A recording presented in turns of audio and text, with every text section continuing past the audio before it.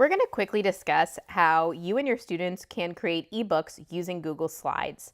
The first thing that I want to talk about is the shape of your ebook. So right now, if someone were to grab this ebook and they were to view it full screen, it would fill the screen because it's set up as a presentation. So leaving it at this just regular setup, how it comes in, is a great idea if this book is just going to be a study tool for students to access. But if you do want to make it look more like a book shape, you can go to File, down here at the bottom, Page Setup, drop down where it says widescreen, you're going to switch to custom. And now we're in inches. So you can set it up to be a standard size of a sheet of paper. So I can do 8.5 by 11. Or if there's a special size that you want it, you can resize it to that size. So if we want to leave it like this, we can, because it resembles more of a book shape. Now with the ebook, it's all about setting up the book so that when students or someone accesses it, they can jump to a particular chapter or page of the book. So our first slide here is our cover. So this is where we can have cover art, we can bring in images, we can design it however we want. We're just worried about setting up the template right now so that students and you can jump on and add that content. Our second page is the table of contents. This is where we can put in all the different subjects that are going to be covered in the book or all the different pages in the book so that people can jump to very easily to that section.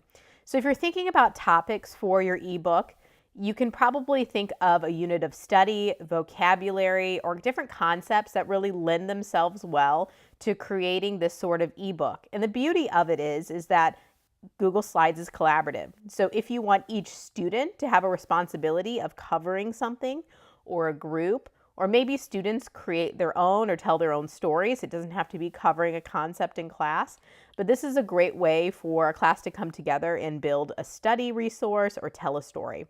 So on the table of contents, this particular book is about grammar. So on the table of contents, I've just listed out some topics that I know I want my students to cover in the book. And of course, you could make many more topics with grammar. This could go on for days. But we have nouns, verbs, pronouns, and adjectives on here. Great. Now we're ready to start setting up our slides, and then we're going to link our slides back to this table of contents.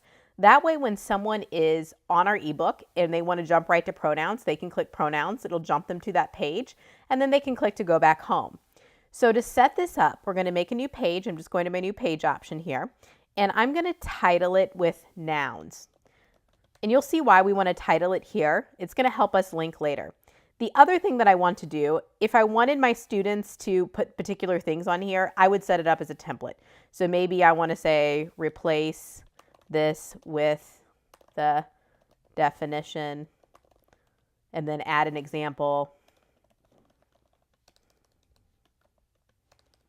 I can type, add an example that's spelled correctly.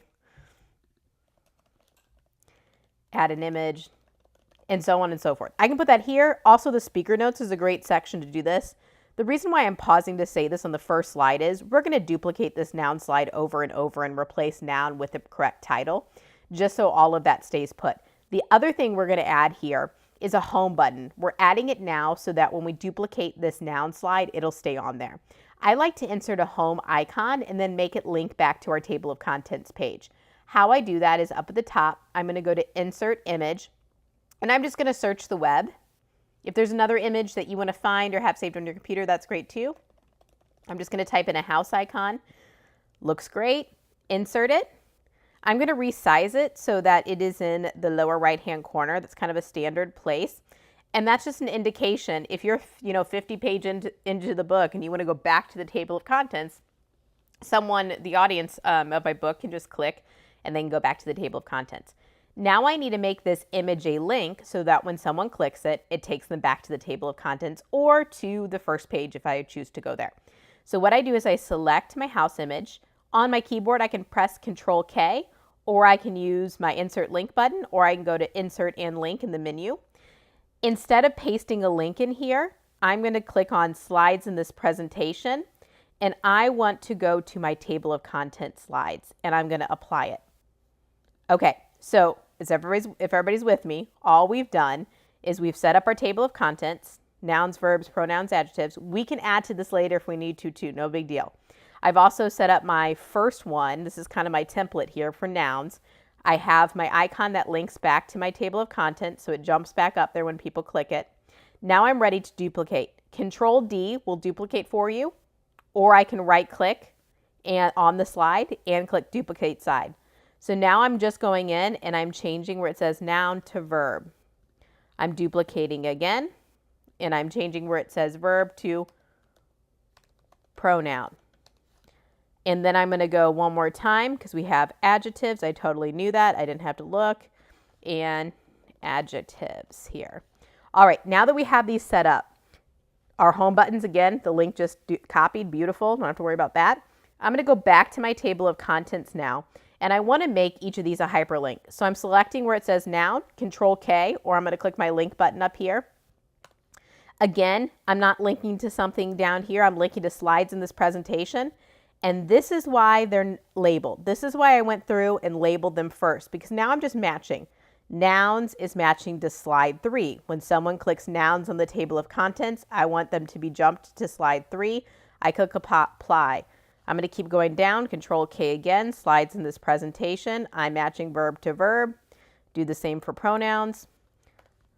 Another beautiful thing about this too is that if I rearrange these slides here, it doesn't matter. It's going to stay linked to that slide. So even if slide 4 becomes slide 5 becomes slide 6, it doesn't matter. They will still remain linked, which is awesome. Okay, so now that we've added in our table of contents, let's preview how this book looks. So I'm going to go into present mode. Here's my grammar ebook. Lovely. I'm going to go to the next slide. All right, now I want to learn about verbs. Oh, I'm on the verb page. Now I'm going to go back to my table of contents. Now I want to learn about adjectives. There's my adjective page. I'm going to go back home. Now I want to learn about pronouns. So it's a simple linking method, and it seems so fancy, but it's so simple, right? And so I can just keep duplicating and creating.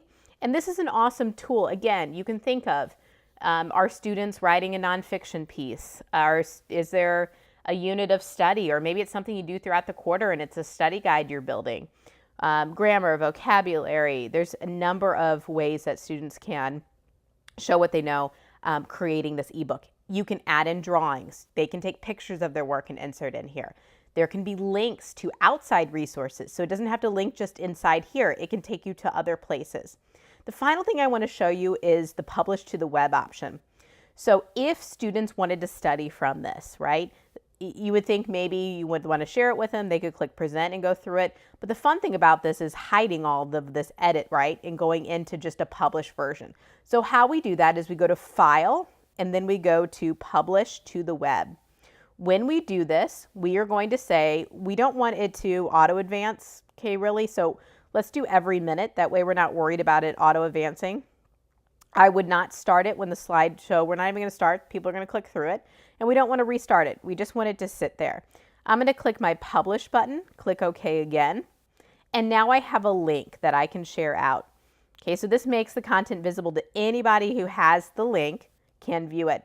So now when we go to this link in a new tab, you're going to see here, here's my ebook. Right now I'm just clicking through. I can still see my pronouns. I can go home.